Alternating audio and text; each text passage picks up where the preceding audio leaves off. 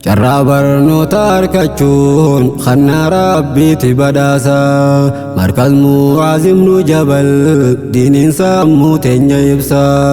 Lafaa fi qilleensa irrattis hedduudha laffaatiin isaa.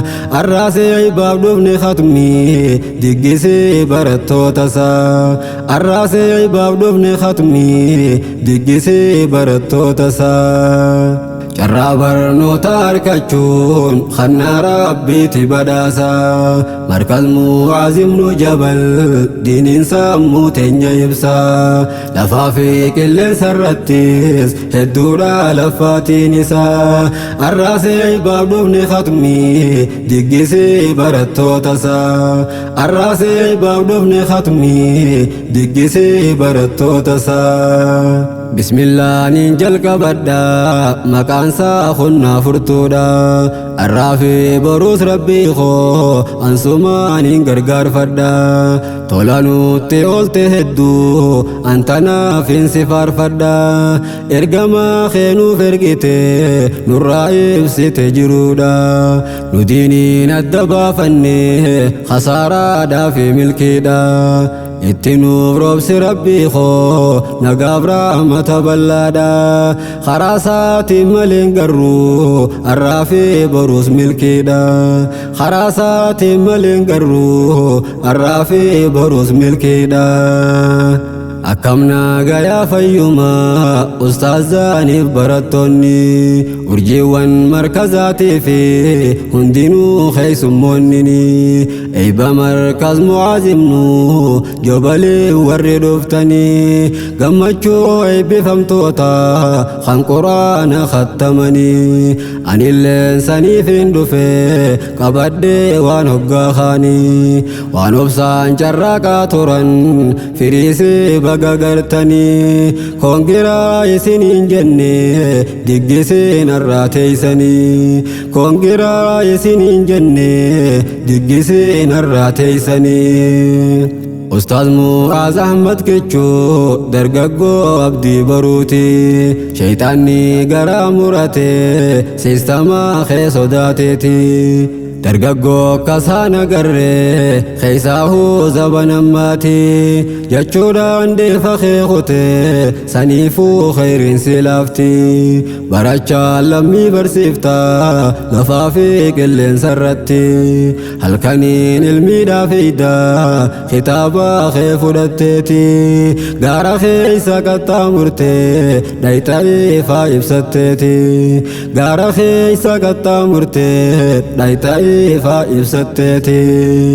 Qabsoon teena dinqisiifte laffa'uun karaa hundaanii. Andaqeetiin harka ijaan ololaan arraan seehini. Salaataa subii salaannaan karaatiidhaaf deema inni. Sheey Maamad Awwal Irraahi ilmii dhaaluuf bololuuni. Hoggaa madda isaatii bahee darasaaf matnii baasanii. Gabbaanaan ni qaraasisaa rabbumaa tumseef dhugaanii. Tikhasiifaa ta'u rabbiin akkasiin garre budaanii.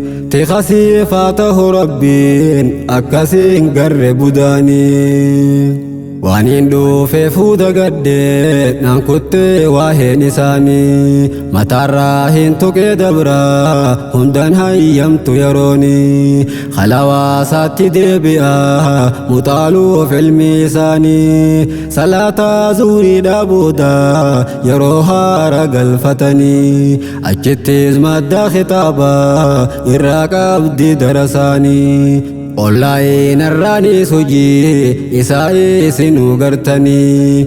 Akki kun hedduu ulfaataa yoo rabbiin siin hin fedhini. Qabsoon saatana fakkaatti singilee tahuu wajjini.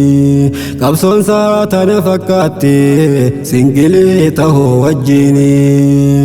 carraa barnoota argachuun kannaa rabbiiti badhaasa markaz Mu'aaz ibn Jabal diiniin sammuu teenya ibsa lafaa fi qilleensa irrattis hedduudha laffaatiin isaa arraasee baabdofne khatmii diggisee barattoota isaa arraasee baabdofne khatmii diggisee barattoota isaa Ustaazni isaanii Mu'aazii laalkunoo barattoota isaa osoo waggattiin dhihaatin jalqabuun quraana buusaa eebba isaaniitiif walgeenye qabsaawaa hundaa eebbisaa akka seeneddan facaafneef hayyoonni garee abaarsaa akka seeneddan facaafneef hayyoonni garee abaarsaa namni yoo diinsaa barate mataasaa qofan fayyadu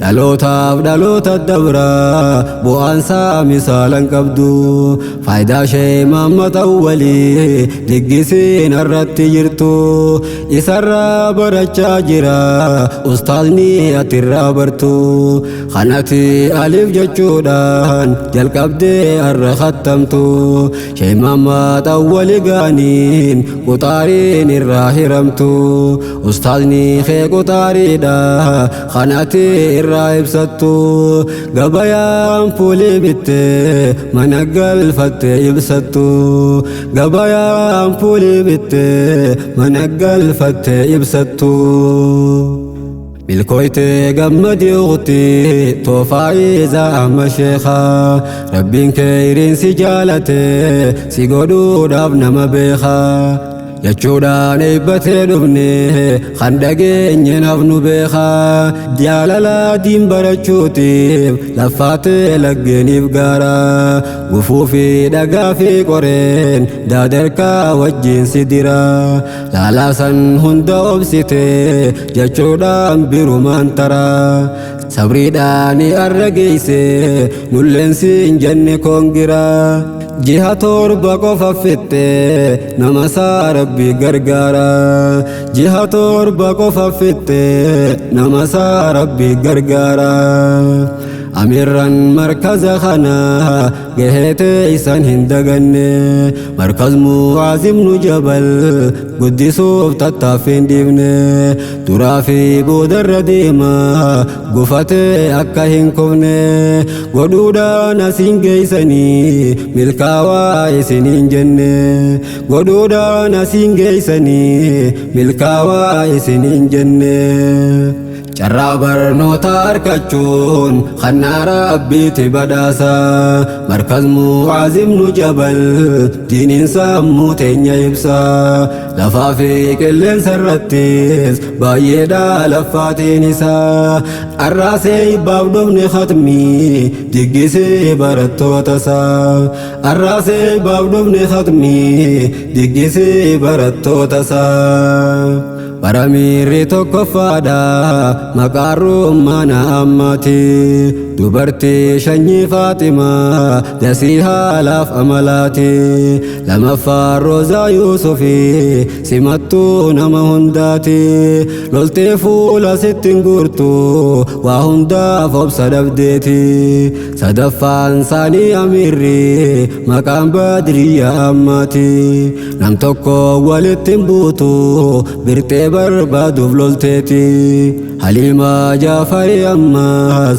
Amiirri afraffaadhaati haalli siitillee gaariidha hundinuu walii galatti haalli siitillee gaariidha hundinuu walii galatti yaadaa fi muraada keeysan hunda keeysaniif haa guutu keeysaa fi gubbaa isaatiin warra diin kana jaalatu ustaaza isaanii guddise warra eeybarraa fudhatu kan irraa barate ilmaan isaatiin tajaajilatu ilmaan qaabaan jayyaaboo singilii akka kaanittu ammaaf yoo qabaachuu baattees arkachuu argachuun boodan oolamtu ganamaan qopheessa namni meeshaa boodatti hojjetu fixadhee asittiin dhaaba hanganuma guddifadhu fixadhee asittiin dhaaba